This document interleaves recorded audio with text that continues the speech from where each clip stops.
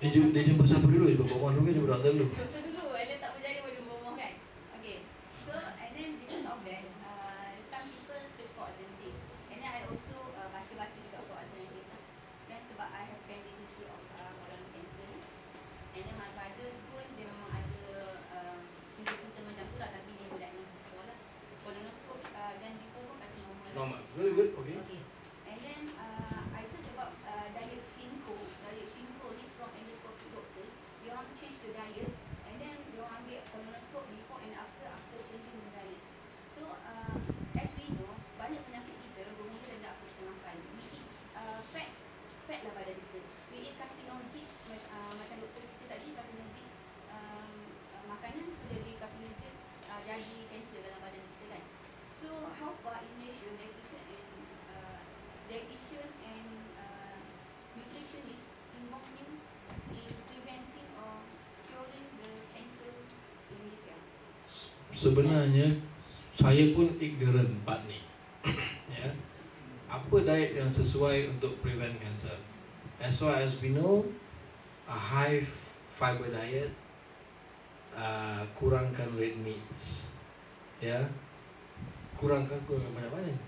Yang high banyak mana? Ya,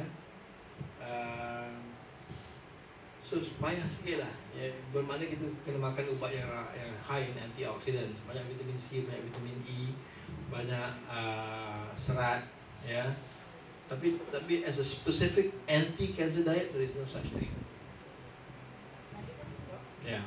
I also searching, and there's some rawatan di Malaysia, surgical, chemoterapi, radioterapi kan. Tapi I search on some new thing is immunotherapy done in used widely in Japan. 20 years along the road, dia orang guna immunotherapy as a complementary medicine before all the complementary therapy. So ada tak option ni untuk pesakit-pesakit kita? For the moment, bukan nak kata tak ada, tapi it's usually in the hands of the people in the private sector. Immunotherapy ni dia punya results mixed, ya, and literally you're just clutching at straws. Apa yang kita punya armamentarium yang ada sekarang ni cuma kalau early surgery, ya, kalau advance chemotherapy, radiotherapy, kita tahu dia punya biology dia macam mana, how it works, followed by surgery juga, ya. Immunotherapy is mainly reserved for resistant chemo and radiotherapy punya penyakit yang ada certain forms of ubat lain yang lain. Kita memang dah start some form of immunotherapy seperti auto antibodies yang kita bagi untuk patient kan. We're starting to do some trials on that for the last 10 tahun sebenarnya, ya. So, macam dalam kes lymphoma that's established already. Bukan kita bagi CHOP kan, regimen ni CHOP kan, CHOP kita tambah rituximab. Sekarang colon cancer kita mungkin tambah macam macam kita bagi Herceptin for breast cancer juga. So gradually things are changing, so don't worry, insyaAllah satu hari nanti benda ni akan jadi pretty standard saya rasa. So for the moment, sampai kita tahu yang benda ni memang suitable for colorectal cancer, kita akan offer to the general public. For the moment kita tak tahu lagi because there are ingredients and cost issues and all that with a national healthcare budget. Okay.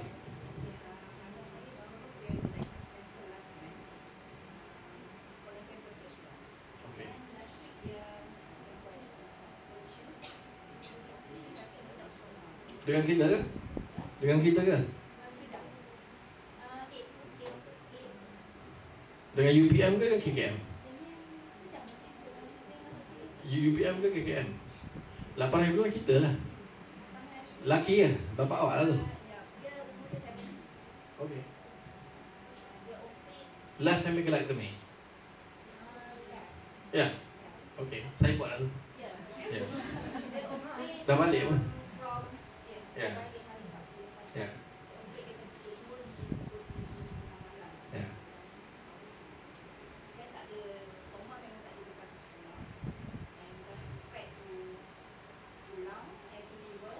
Sebab dia ada sigmoid colectomy, bukan left colectomy, sigmoid colectomy. Dia dah pergi liver dah masalahnya. Sorry, saya cakap yang may not see the end of 2017 tu. I apologize for that. Saya tak tahu you are in the room. Tapi yalah, bila dah pergi kat liver tu bermakna dia punya hayat dia dah pendek, ya. Ya.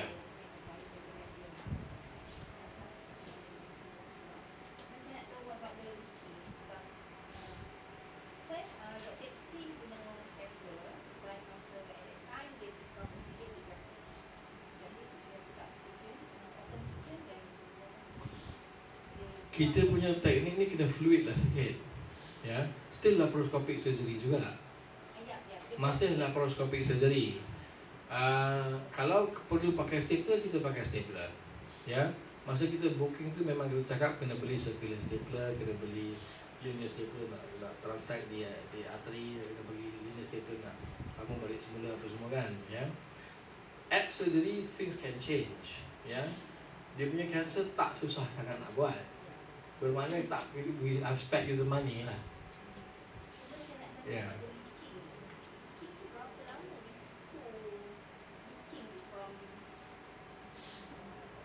Leaking macam mana?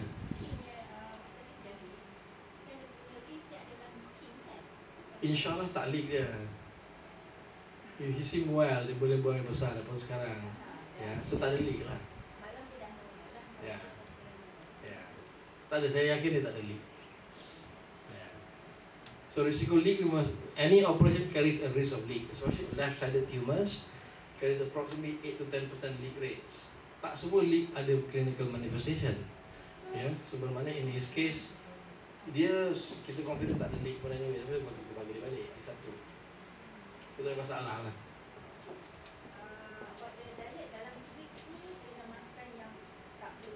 Yes. Kenapa kita cakap macam tu? Sebab tempat yang kita sambungkan balik tu, bila kita sambungkan balik bulat dengan bulat kan, bulat ni dengan bulat sini kan, sambung balik.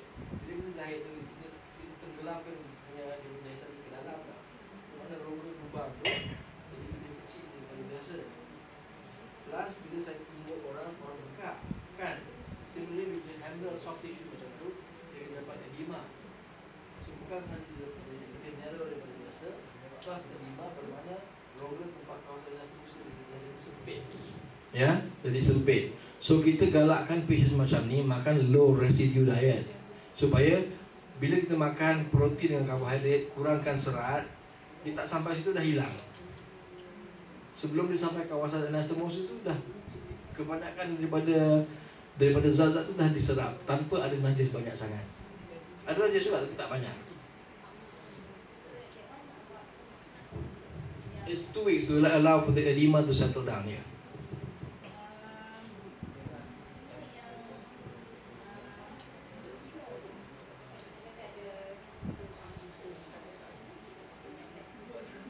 Itu tak tahu sampai kita dah bagi kemo. Ya, in his case ada dua option, kemo IV ataupun kemo oral. Itu juga kena discuss dengan oncologist lah nanti. Ya, kemo oral tu pun ubat yang sama juga, cuma dia in oral form, is a pre-drug. Masuk dalam saluran makan, bila masuk dalam darah baru dia berubah kepada kemo macam IV juga. Tapi dia tak se-agresif kemo IV. Tak se-agresif kemo IV. Ya, tapi itu terpulang kepada decision of IKN punya oncologist. Tak apa, tak ada masalah.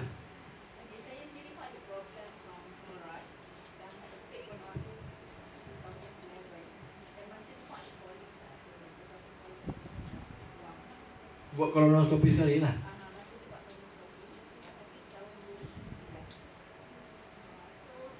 So, nah, polip tu jenis apa? Bila balik histologi tu, polip tu adenomatous ke tidak? Dia bagi report ke tak? And advice sebelum dia discharge dengan hari tu? Tak, dia kata kalau bila balik daripada tak, bukan. Macam saya cakapkan tadi, orang yang boleh kena kanser antaranya orang yang pernah ada adenomatous polyp. Kalau you punya polyp tu memang adenomatous polyp, sama ada tubular villous ataupun serrated, you deserve to have a colonoscopy for the rest of your life. Ya, you tengok kalau dikata hyperplastic polyp yang tak ada potensi untuk jadi kanser, tak payah. Dan you belong to group yang sporadic balik semula. Your father punya cancer is sporadic cancer. Umur 70-an baru kena cancer, sporadic lah.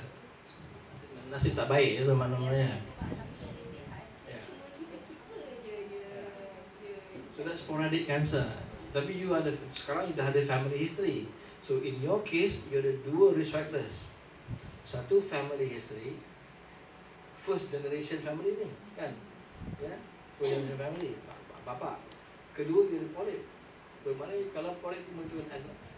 Kalau dah ada polyp, bermakna saya syorkan you kena buat kolonoskopi lagi lah. Ya. Kalau hyperplastic polyp, bila umur tak 50 pun disyorkan buat kolonoskopi juga. Soalan lagi?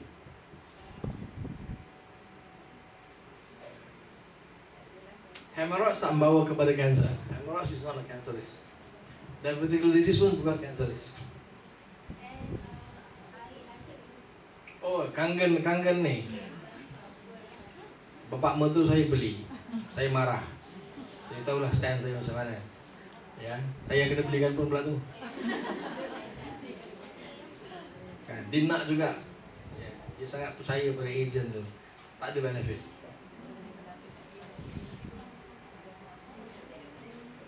Air lain lagi sedap. Saya rasa minum benda yang tak ada faedah membazir, bukan murah. Kalau weak pelvic floor muscle, ya. So you have frequent and also dia punya colon punya weak pelvic floor muscles ada beberapa gejala. Gejala yang pertama, kalau dah ada multigravida yang selalu bersalin ni kan, gejala yang pertama ialah bila you gelak, bila you batuk, keluar kencing. Ya, we call that stress incontinence. Ya, as opposed to urge incontinence. Urge incontinence is not pelvic floor problem. Urge incontinence bermakna you selalu nak kena buang air kecil. Selalu. To some extent, maybe multigravida juga, tapi that's because of irritability of the bladder. If that's a fake bladder, tak ada fake L sendiri. Ataupun depresi dah kecil. Ataupun you ada irritant kat dalam, macam cancer ataupun stone. Ya, tapi stress incontinence memang classical pelvic floor problem. Ya, batuk, gelak, keluar kencing. Ada yang teruk, ada yang tak teruk, ada yang socially embarrassing. Kan, dia tak boleh keluar, tak boleh kerja macam mana? Ya. Nombor 2 is difficulty in passing motion. Bermakna sebenarnya kita punya bladder, uterus dengan cervix dan juga rectum ni dia hanging by the pelvic floor lah, macam hammock, ya, attached to the sacrum dengan periphery. Bila dia dah londe, bila dia dah londe, ya, bermakna rectum tu punya angle antara rectum dengan anus dah berubah. And rectum daripada atas pun boleh turun bawah sekali lagi. Intestines boleh turun bawah pun sekali at the same time. Ataupun kalau nasib tak baik juga, rectum tu boleh terbonjol masuk vagina. Nama dia rectocele. Ya, boleh terbonjol masuk vagina. Orang-orang macam ni sedar after a while dia ada trick. Bila tekan posisi vagina luar, najis keluar. Kan? Dia tekan posisi vagina luar, dia masukkan jari dalam vagina, dia tak berak susah tak keluar 100%. Rasa nak berak lagi ni. Letak jari kat depan, tekan, keluar. Ya, okey. Itu dia dinding dengan dinding lah. Dinding dengan dinding, nipis sangat. Dia terlalu nipis. So the frequent. Masalahnya rawatan dia tak best. Rawatan dia yang paling, kalau jumpa gynecologist ke, jumpa surgeons ke, dia kata, okey, buat Kegel exercises. Macam bagus, kan? Kemut. Ya, habis. At best, we will give you an extra 10-15% efficacy rates. Ya, saya rasa belum semua placebo effect je. Pada pendapat saya lah, kan? Just to occupy orang tu punya mind. Occupy orang tu punya mind supaya dia rasa sedap sikit. Nombor 1. There may be some effect. Placebo pun effect juga, kan? Ya. Nombor 2, the repair is susah. Ya, kalau you ada rectocele ataupun antrocele ataupun interception, kalau jumpa gynecologist dia akan offer buat colporophy. Kan, dia akan ketatkan belakang berjalan, dia akan sempitkan mana jahitnya. Biarlah. Kalau jumpa surgeon, dia akan buat star teknik ataupun dia buat dia akan tarik ke bawah, dia potong je macam tu supaya ada rectosil lagi. Risikonya masalahnya recto vesical fistula. Imagine kalau tak sembuh, ada lubang antara rectum dengan vagina, kan horror tu. Kan? Ya. Ya. Ada beberapa option lain termasuk macam Dr. Antonio Longo kat Vienna, dia boleh buat sling. Sling tu daripada anterior superior expanse ni, laparoscopy duduk belakang bladder, cross ke sebelah sana bawah peritoneum, cross sebelah sini perlu tarik ke atas. Kurang londe. It works rather well. In his hands, it works rather well. Star Techniques tu pun dia punya published report pun bagus. Tapi bila buat hospital lain tak jadi sangat. Bila buat hospital lain tak jadi sangat. So tak tahulah. Ya. Baru-baru ni ada satu orang Arab jumpa saya kat klinik. Ya, dia memang ada rectosil, dia memang susah nak bayar besar. Dia ada sesam stress incontinence, dia minta kalau boleh buat operation. Saya cakap dekat dia, for your particular symptoms, ada lebih kurang 8 ke 9 operation yang kita offer. What does that tell you? What does it mean then? Kita boleh offer you 8 ke 9 operation. Tak sama ada you gynecologist atau colorectal surgeon. Bermakna tak ada satu pun yang bagus lah. Tak ada satu pun yang bagus.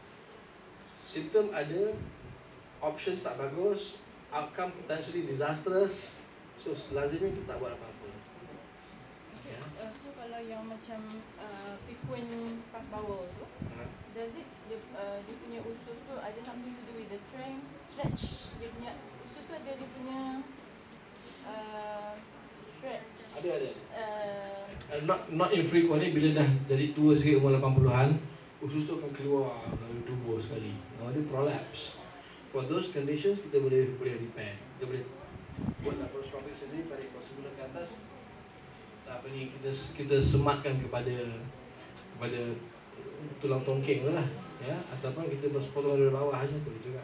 I mean, is it good kalau orang yang selalu DBI buang air? Tak juga, tak. It's not good or bad. Ia tak good or bad, ya. Kalau orang yang ada perubahan tabiat buang air besar, disyorkan jumpa doktor dulu. Just make sure apa dia benda ni. He may offer you colonoscopy. Not negative, fine. Salah ya. Ya. So yang tadi doktor dia mention gatal and sakit tu is on hemorrhoids. Hemorrhoids kan, bukan cancer. Bukan cancer. Cancer jarang sakit. Macam breast cancer juga kan. Breast cancer tak sakit. Kalau dia ada pain, inflammation and tenderness, it's usually inflammatory and ada kuman dekat dalam tu. Seorang lagi?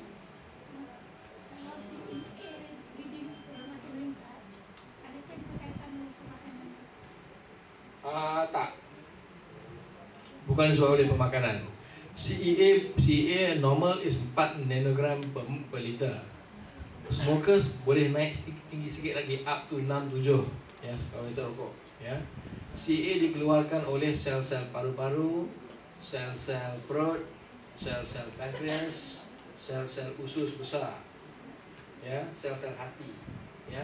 So banyak sel yang boleh keluarkan CEA. Kalau CEA puan, tiba-tiba kalau dia pergi buat blood test dekat path lab ke apa kan, balik CEA 15, you dah tak nangis lah kan. Ya. So saya kena carilah kat mana datang CEA ni. Ada bila kita buat test tu kadang-kadang dia digabungkan sekali dengan CA99, CA53, CA125, AFP, PSA, kan dia gabungkan sekali. Kita kena tengok kat mana apa benda yang kena ni tadi. Kalau CA sahaja yang in isolation naik, bermakna you kena minimum get OGD, colonoscopy dan CT scan, lung, thorax dan abdomen, pelvis.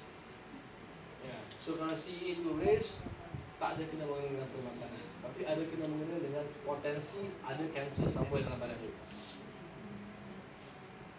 Soalan lagi? Ini case untuk ayah saya ada masalah protein protein.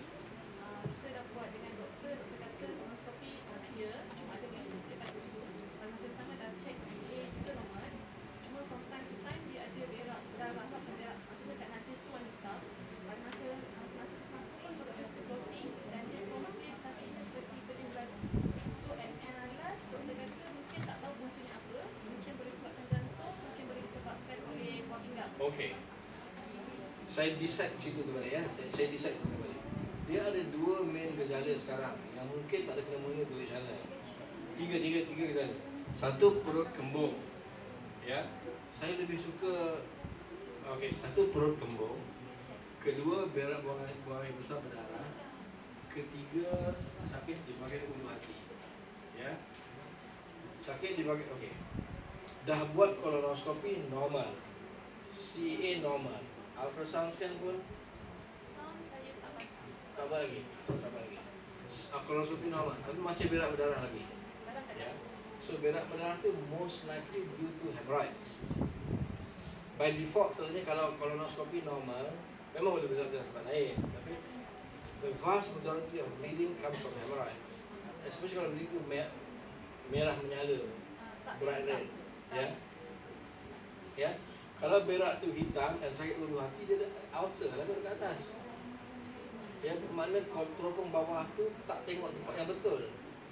Fine enough, kita kena buat juga seorang lelaki kan, khusus perempuan dalam Malaysia kan, for orang lelaki. So buat kolonoskopi tu tak salah. Ya. Normal. Tapi sebenarnya teropong atas pun kena juga. Sakit ulu hati tu most likely normal juga. Atas pun normal juga.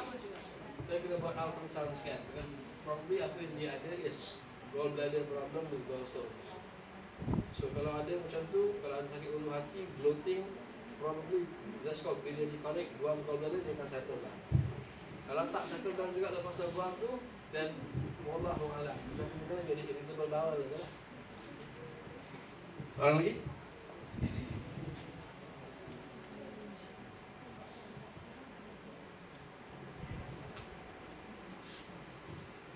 Orang lelaki tak ada soalan Semua sehat tak?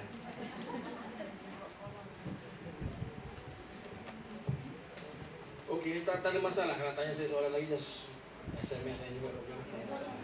Adakah faktor stres menyumbang kepada masalah kanser? Apa dia? Faktor stres. Adakah stres menyumbang kepada kanser?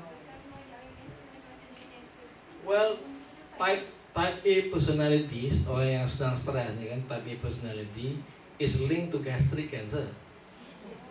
It's linked to gastric cancer. Pada pendapat saya, that's just an association sahaja. Stress to lead to cancer probably unlikely. Kalau orang senang hati tak boleh kena kanser lah. I think benda yang terbitnya kanser ni tadi adalah kita kena percaya yang kanser ni terbit daripada penukaran DNA dalam sel tu. Jadi kan kebanyakan kanser yang sporadik satu sel saja yang berubah. Satu sel saja. Satu menjadi 2, 4, 6, 8 dengan bertambah lagi kan. Ya. Macam FAP ada banyak sel yang tak jadi polip. Lain. Ya. So bila ada perubahan DNA, adakah stres boleh tukar pada DNA? Saya tak tahu. Mungkin, ya, susah nak kata. Ada apa-apa soalan lain? 013 356 1396. 013 356 1396.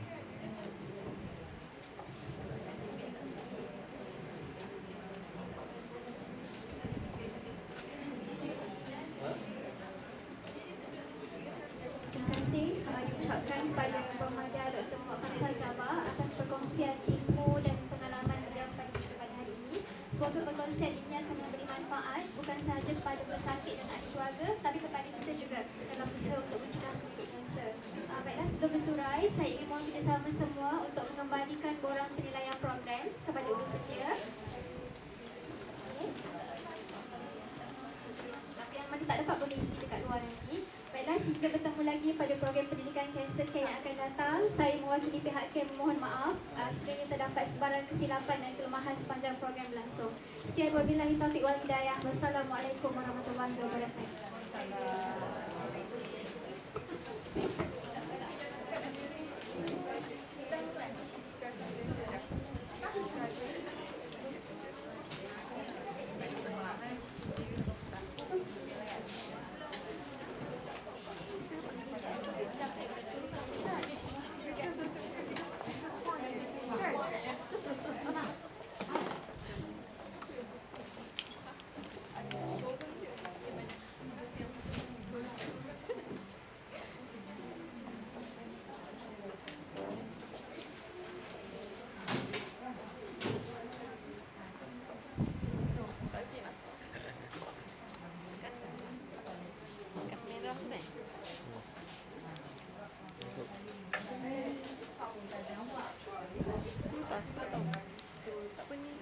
kalau padam. So saya tak sure tu yang saya tak tahu.